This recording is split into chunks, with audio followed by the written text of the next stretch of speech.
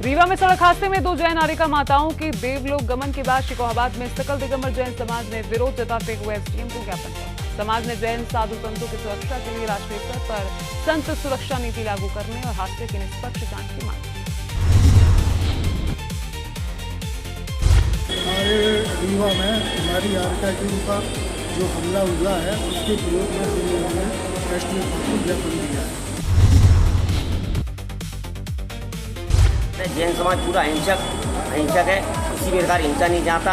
हमारे जैन साधु पैदल चलते हैं। हम प्रशासन से मांग करते हैं कि हमारे साधुओं की रास्ते में प्रोटोकॉल दिया जाए और किसी प्रकार की पुनरावृत्ति इस तरह की घटना हुई उस तरह की पुनरावृत्ति ना हो।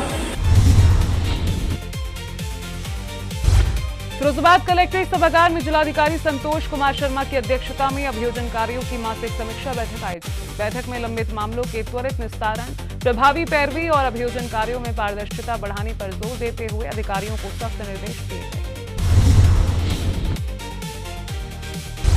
प्रेस क्लब मैनपुरी के प्रयासों का असर दिखने लगा है। एसडीएम सदर अभिषेक कुमार और सीओ सिटी ने मौके पर पहुंचकर कब्जाधारियों को 24 घंटे के भीतर प्रेस क्लब कार्यालय खाली करने के निर्देश दिए। साथ ही अवैध कब्जा करने वालों को कानूनी कार्रवाई की चेतावनी भी दी गई।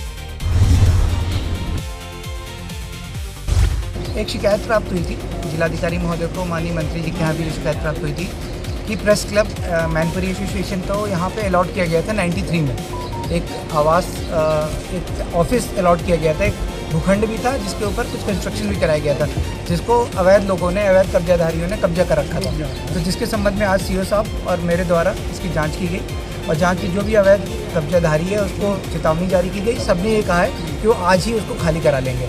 इसको खाली करा के अगर नहीं खाली करते तो इसके लिए हम यहाँ पे एक नोटिस भी जारी करेंगे। कन्नौज के छिबरामऊ कोतवाली क्षेत्र के बनवारी नगर मोहल्ले में एक महिला का शव संदिग्ध परिस्थितियों में घर के अंदर मिला। पति के घर पहुंचने पर घटना की जानकारी हुई। पति ने दुपट्टे से गला दबाकर हत्या किए जाने की आशंका जताई है। सूचना पर पहुंची पुलिस मामले की जांच में जुटी। हमें कोई सूचना नहीं मिली है, जाने की अपने भाई के यहाँ जी, तो 1 रुपये एक बजे किलोमीटर के लिए तैयार हो जाओ जी जी, इतनी बात हुई। फिर हम लोग आ गए यहाँ 5:30 बजे। फिर भाई के घर कहाँ जाना था इनको? अपने भाई के कहाँ क्या था वहाँ? अरे आज वो प्रोग्राम था। ठीक है। तो आप अचानक आ गए थे कि अचानक फिर आपने देखा, क्या देखा? अरे कुछ नहीं, तो ये बच्चा यहाँ सब पता चल रहा था, खुले तो लखीमपुर खीरी में डीएम अंजनी कुमार सिंह और एसपी डॉक्टर ख्याति गर्ग की अध्यक्षता में जिला स्तरीय टास्क फोर्स की बैठक हुई। बैठक में अवैध खनन, ओवरलोडिंग और अवैध परिवहन पर जीरो टॉलरेंस नीति अपनाते हुए संवेदनशील रूटों पर लगातार चेकिंग और त्वरित कार्रवाई के निर्देश दिए।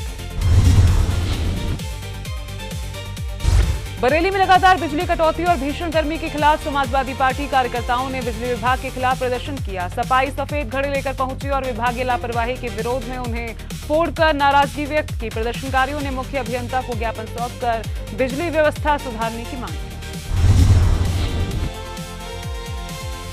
बरेली के थाना मीरगंज पुलिस ने मादक पदार्थों के खिलाफ अभियान के तहत 75 ग्राम अवैध स्मैक और एक मोटरसाइकिल के साथ एक शातिर तस्कर को गिरफ्तार किया है। बरामद स्मैक की अंतर्राष्ट्रीय कीमत करीब 7 लाख रुपए बताई जा रही है।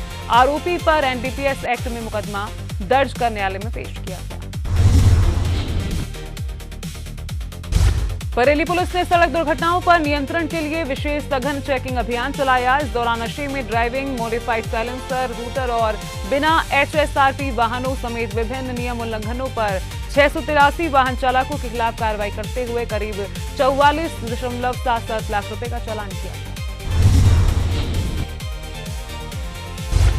बरेली के थाना कैंट क्षेत्र के ग्राम मिर्जापुर में युवक की गोली मारकर हत्या के मामले में पुलिस ने त्वरित कार्रवाई करते हुए 3 आरोपियों को गिरफ्तार किया है। मुख्य आरोपी से घटना में प्रयुक्त अवैध तमंचा और जिंदा कारतूस बरामद हुआ है।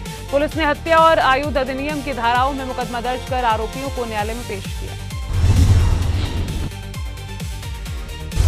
थाना कैंट जनपद बरेली टीम को थाने पर पंजीकृत मुकदमा संख्या 253/26 जो हत्या के संबंध में लिखा गया था, इसके 3 वांछित अभियुक्तों को गिरफ्तार करने में सफलता प्राप्त हुई है। जिन अभियुक्तों को गिरफ्तार किया गया है इनका नाम है श्रवण उर्फ सरवन पुत्र स्वर्गीय तोताराम, अंशु पुत्र मांगेलाल और दीपक पुत्र मांगेलाल, इन तीनों ही वांछित अभियुक्त जिन्हें गिरफ्तार किया गया है, इनका आपराधिक इतिहास भी है। इनके कब्जे से श्रवण जो एक अभियुक्त था, उसके कब्जे से एक अवैध तमंचा 315 बोर और एक जिंदा कारतूस भी बरामद हुआ है। इन तीनों को गिरफ्तार करके न्यायिक अभिरक्षा में भेजा गया है।